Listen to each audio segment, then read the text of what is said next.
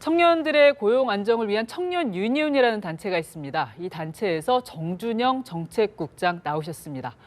어서 오세요. 네, 안녕하세요. 그 조사를 보니까 그 청년들 중에 2명 중에 1명 정도는 이 열정페이를 경험을 해봤다고 해요. 꽤 많은 숫자네요. 네, 굉장히 만연해 있습니다. 네. 그 전체 중에 2명 중에 1명이라면 그 인턴 경험을 하는 친구들 중에서는 이런 경험을 대다수가 한다. 이렇게 볼 수 있겠네요. 네네. 그러니까 뭐 호텔, 조리, 관광, 뭐 패션, 미용 이렇게 뭐 기술을 요구하는 업종에서부터 뭐 대기업, 일반 사무직까지 인턴이 굉장히 만연해 있는데요. 뭐 예를 들자면 내가 호텔을 전공을 했는데 이제 인턴이라는 이름으로 실습을 나가는 겁니다. 그래서 똑같이 설거지를 하더라도 나는 인턴이기 때문에 일을 해도 뭐 한 달에 30만 원 이렇게밖에 못 받는데 내 옆에서 똑같은 일을 했던 뭐 아르바이트 노동자는 최저임금 이상을 받게 된다거나 이런 이제 차별과 부당한 경우가 굉장히 많고 뭐 미용업계를 예로 들더라도 뭐 하루에 12시간씩 매일매일 서서 일했는데 뭐 한 달에 60만 원, 70만 원밖에 받지 못한다거나 하는 이런 사례가 굉장히 많습니다. 그러면 그렇게 같은 일, 똑같은 일을 하고 이제 돈을 못 받는 경우도 있겠지만 인턴들이 아예 뭐 자기의 경력이나 아니면 어떤 경험에 도움이 안 되는 그냥 허드렛 일이나 심부름 같은 것만 하는 경우도 많나요?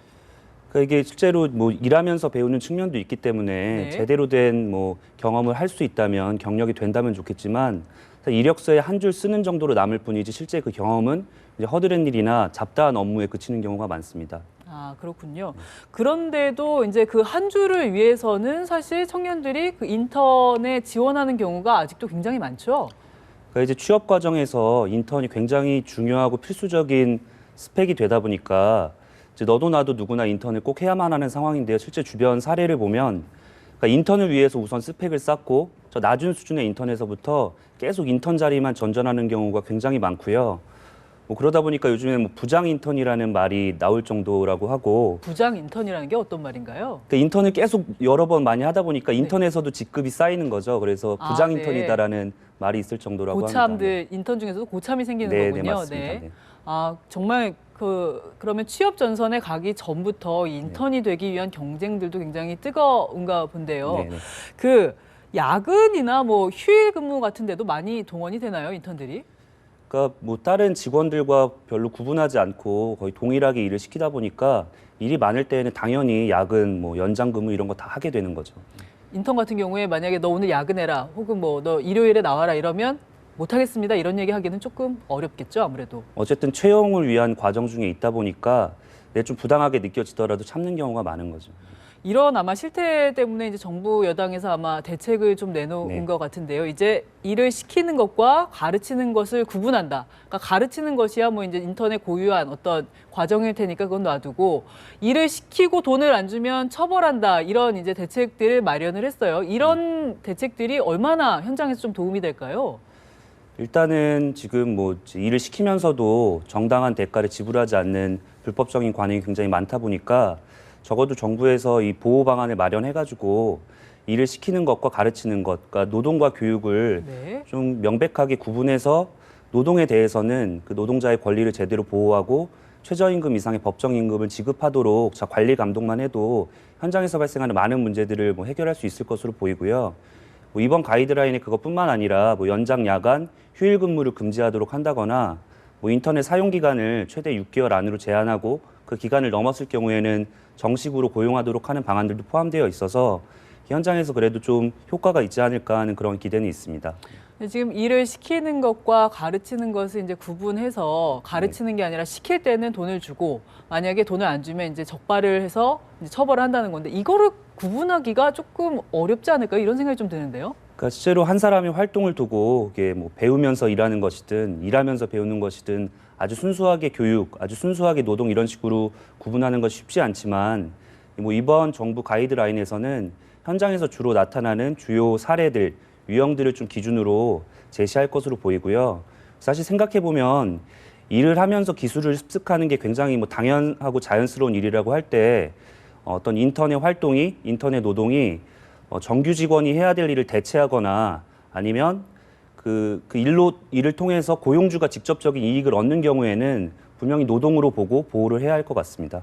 인턴들이 그런 상황에 놓였을 때 지금도 사실은 이제 신고하거나 뭐 어떻게 얘기하기가 조금 어려운 상황일 것 같은데 네. 사실 이렇게 만약에 오늘 나한테 주어진 업무가 사실 실제로 가르치는 일이 아니라 시키는 일이다. 그러니까 그 직업, 그 직장 자체의 일이다라고 했을 때 이거를 얘기를 할 수 있을까요? 그러니까 뭐 이제 이 불이익이나 뭐 해고되거나 이런 것들에 대한 두려움 때문에 제대로 문제 제기조차 하지 못하는 경우가 뭐 허다한 건데요. 그래도 이제 부당한 경우가 있다라고 생각이 들 때에는 잘 기록을 해두고 나중에라도 충분히 문제 제기해서 자신의 권리를 주장할 수 있기 때문에 그런 태도가 중요할 것 같습니다. 열심히 자기의 권리를 주장한다. 네, 여기에 맞습니다. 보면 새로운 대책 중에 그 소송을 제기했을 때에, 그러니까 임금을 못 받아서 이제 소송을 제기했을 때에 거기에 대해서 이제 여러 가지 법적 지원을 한다 이런 부분들도 있는데 인턴들 같은 경우에 이제 20대 초중반 정도의 이제 어린 친구들인데 이 친구들이 실제로 소송까지 가면서 이렇게 못 받은 임금들을 받는 경우가 많은가요? 그러니까 저희한테도 뭐 주로 임금체불과 관련해서 이런 상담이 들어오는 경우가 많고 저희 좀 복잡한 사건의 경우에는 직접 그 자문노무사분들과 사건 지원을 하는데요. 행정적인 절차부터도 잘 마련되어 있기 때문에 우선 고용노동부에 진정을 하면서 해결할 수가 있고 뭐 그걸로도 해결이 잘 안 될 경우에는 뭐 사법적인 절차를 뭐 가서라도 이렇게 해결하는 경우가 많이 있습니다. 예전에 왜 패션 업계에서 이 열정페이가 한번 크게 문제가 돼서 이제 내부적으로 자정 노력을 해서 좀 대책을 세우겠다 이런 얘기들을 그때 한 게 벌써 한 1년이 지난 것 같은데요. 그 이후에는 좀 나아지고 있습니까? 이게 자정적으로는 좀 개선이 안 되는 건가요? 이게 굉장히 심각하게 문제 제기가 되었는데요.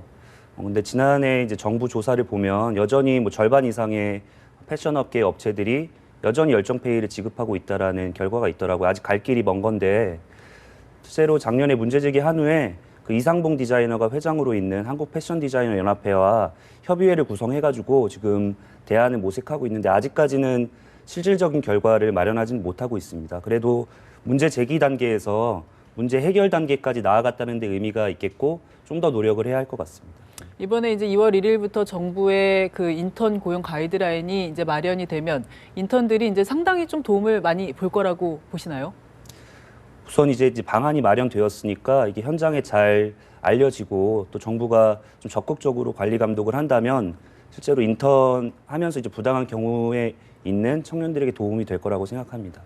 네, 아무래도 좀 보호를 그동안 받지 못했던 인턴들이 많으니까요. 이 분들에게 조금 현실적으로 도움이 되는 그런 대책으로 좀 이어졌으면 좋겠네요. 알겠습니다. 오늘 말씀은 여기까지 좀 듣겠습니다. 네. 감사합니다. 네.